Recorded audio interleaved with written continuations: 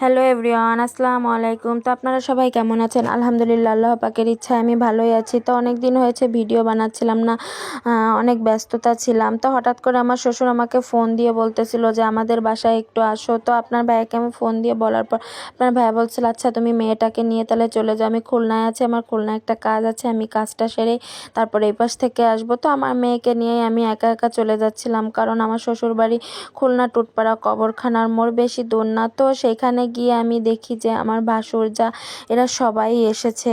তো এখানে সবাই মিলেই একসাথে ক্যারাম বোর্ড খেলতেছিল। আমার যা, শ্বশুর, শাশুড়ি, আমার ভাসুরের ছেলে।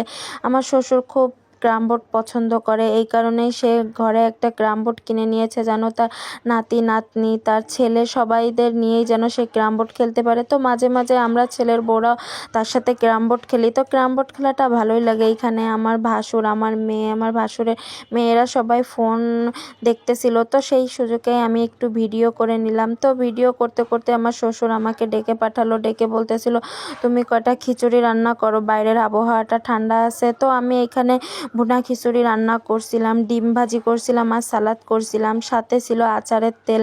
তো এখানে সবাই মিলে মজা করে খাচ্ছিল, অনেকেই খেয়ে এখান থেকে উঠে গিয়েছে। তো আমার শ্বশুর, আমি, আপনাদের ভাই, আমরা সবাই মিলে এক জায়গায় বসেই খাচ্ছিলাম। তো খাবারটা অনেক মজা হয়েছিল, ভালো হয়েছিল। তো আজকে এতটুকুই ভিডিও বানালাম। সবাই ভালো থাকবেন, সুস্থ থাকবেন। আল্লাহ হাফেজ।